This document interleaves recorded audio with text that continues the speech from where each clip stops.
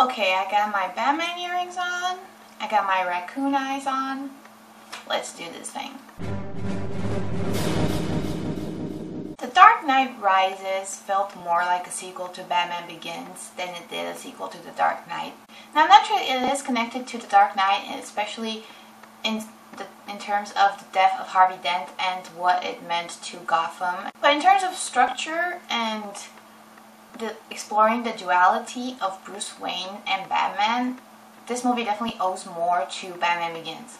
When I talk about structure, I mean, if you break it down into 3 acts, the first act is all about exposition and all about all these characters holding speeches towards Bruce Wayne about what Batman meant and what's been happening in Gotham for all these years, and it makes sense to have that. It makes sense to have that because this is a movie that is 2 hours and 40 minutes long, and since we do jump forward in time, the audience needs to be let in about the things that have been going on in Gotham. Then in the second act, you have the complete breakdown of Bruce Wayne / Batman, and then the need to rebuild this character, which also kind of parallels the breakdown of society in Gotham and how it needs to come together and fight back the forces of evil. And then the third act is pretty much, oh my god, there's a bomb, somebody's gonna blow up Gotham, find the bomb, where's the bomb, Batman, where's the fucking bomb?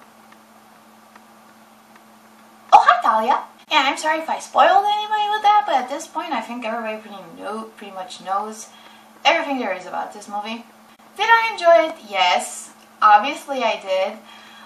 The problems that I have with it, outside of some of the pacing problems, and some, like I said, a lot of characters holding speeches that they shouldn't really be holding. But most of the serious problems, they're not big problems, but for me they're serious problems that I have with The Dark Knight Rises, have to do with my own interpretation of the character and how it clashes with Christopher Nolan's interpretation. For instance, in my interpretation, Bruce Wayne would never say some crazy shit like, everybody can be Batman. No. No. For me, the best thing about The Dark Knight Rises is the way that it explores, like I said, the duality of Bruce Wayne and Batman.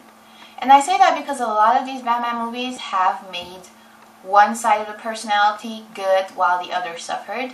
But I think this one does such a great justice to Bruce Wayne, to the Bruce Wayne aspect, and making it just as interesting as the Batman aspect. Regarding Bane, I absolutely did not like his voice.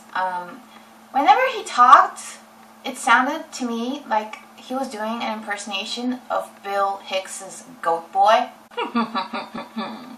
I am Goat Boy. I am here to please you. And if you don't know who Bill Hicks is, get the fuck out. He contradicts himself at the end when he's like, Batman, I can't let you live for another 15 minutes. I have to kill you now. And I'm like, you let him live for like 3 or 4 months or however long it was. And now you can't give the guy another 15 minutes? Well, fuck you, you self-contradicting motherfucker. On the other hand, I loved Catwoman. I think that in terms of how this series handled female characters in general, it's so great that in the last one, Nolan finally got it right and gave us not one but 2 very fine, very good female characters. It's very interesting how Bruce Wayne / Batman interacted with Catwoman / Selina Kyle, in the sense that he found her very trustworthy right away, and he trusted her right away, and he was very open to her right away. And I don't know if that is because he simply softened up with age, or if he just wanted to get in her pants. Either one works for me. Bottom line, I think that in The Dark Knight Rises, it over-relies on suspension of disbelief, but it gives you enough emotional reward for you not to be bothered with some of the things that don't make sense in it.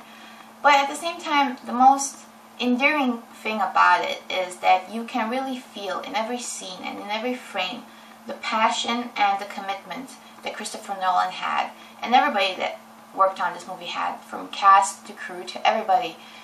That passion and that desire to deliver a good product, to deliver a good finale to the series in order to make the fans happy. And that's the kind of thing that, you can't CGI that shit into a movie. You have to see it and you have to feel it. And I think that's something that Dark Knight Rises delivers very well at a kind of subtextual level, because you really feel not only the quality of the work put into it, but the feeling that they put into their work in terms of just making the fans happy.